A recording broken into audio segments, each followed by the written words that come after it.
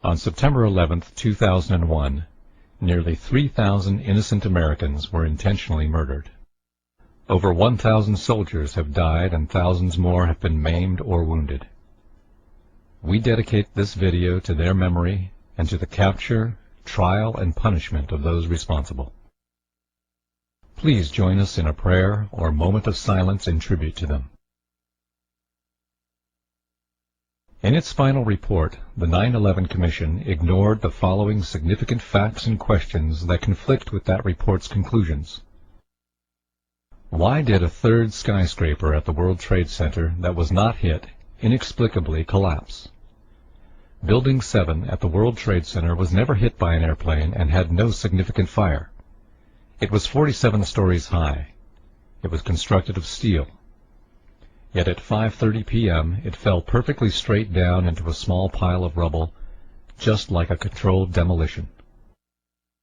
Why did the Federal Emergency Management Agency lament that the specifics of the fires in World Trade Center 7 and how they caused the building to collapse remain unknown? Larry Silverstein, the leaseholder of Building 7 who collected insurance of $7 billion, is on tape saying he ordered the New York Fire Department to pull it, to destroy the building with explosives. In October of 2001, Scientific American told us that they just don't build them as tough as the World Trade Center. Considering that Meridian Plaza in Philadelphia burned fiercely for 19 hours yet never collapsed, how could the South Tower at the World Trade Center fall after burning less than 1 hour? How could the North Tower fall after burning only for 2? How could the jet fuel have caused the collapse when the Federal Emergency Management and other government agencies have stated that most of the jet fuel was gone in the initial fireball?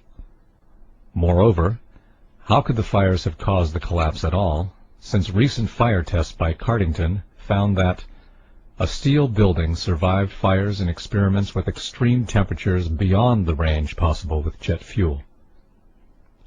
Since the black smoke coming from the buildings means that the fire was oxygen-starved and could not have reached its maximum temperature of 1800 degrees Fahrenheit, and steel melts at a much higher temperature of 2500 degrees Fahrenheit, nearly 700 degrees hotter than the maximum temperature of the fire, how could cleanup crews have found melted steel in the basements? How could, days later, NASA satellite images show hot spots in the buildings that still exceeded the maximum temperatures possible? Explosives like C4, however, create temperatures of 3000 degrees Fahrenheit, which easily melt steel. Why did Fire Engineering magazine tell us that no steel building has ever been destroyed by fire, that the World Trade Center investigation was a half-baked farce? Why was all of the important evidence illegally destroyed, some before the investigation began? Why was $40 million spent to investigate Clinton's sex life, while only $600,000 was spent on investigating the World Trade Center fires and subsequent collapse?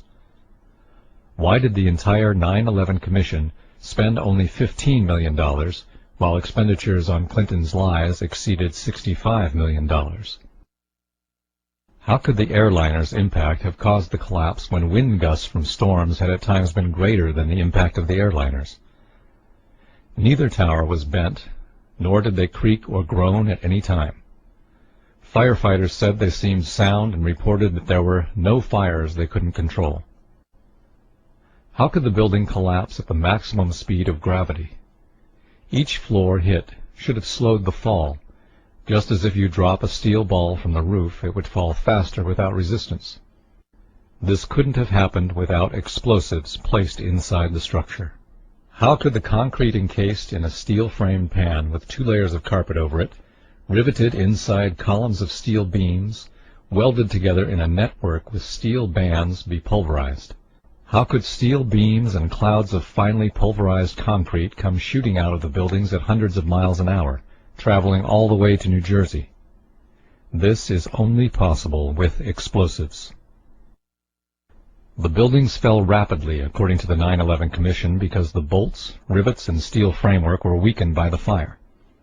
If so, Then how could the concrete be pulverized and ejected at high speed, since the force to do that is greater than the force needed to shear the weakened steel, bolts, and rivets? How could the Twin Towers fall straight down when the damage and resulting fires were only to one corner, two sides? Only the tops of the Twin Towers should have fallen, and they should have fallen over, not straight down. In fact, the top of one tower did fall over onto Building 4, so there was no building weight to crush the floors below. So what caused the collapse of those floors? How could a hijacker find and hit the Pentagon whose flight instructor said, "I'm still to this day amazed that he could have flown into the Pentagon. He could not fly at all"? How could a pilot this bad have the flight controllers comment, "The steep turn was so smooth, it's clear there was no fight for control going on"? The complex maneuver suggests the hijackers had better flying skills than many investigators first believed. Why did NORAD fail to stop the attackers 4 times on September 11, 2001? 3 times after they knew the planes were hijacked and intent on mass murder. How could this happen when NORAD had successfully intercepted off-course and suspected hijackings 67 times during the year prior to 9/11, according to the Associated Press on August 13, 2002?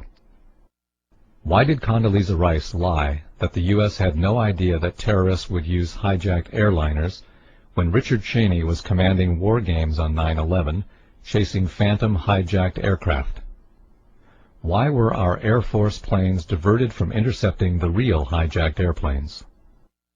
Isn't it too much of a coincidence that the 4 hijacked aircraft had only 20% of their seats filled, while all other transcontinental flights that day had 70 to 90% of their seats occupied? Why did the New York Times not publish the results of a Zogby poll which showed that 66% of New Yorkers want the 9/11 investigation reopened? This poll also found that 49% thought that VIPs in the government knew ahead of time and let it happen. Thus the final report does or will not answer many important questions and has many inaccuracies.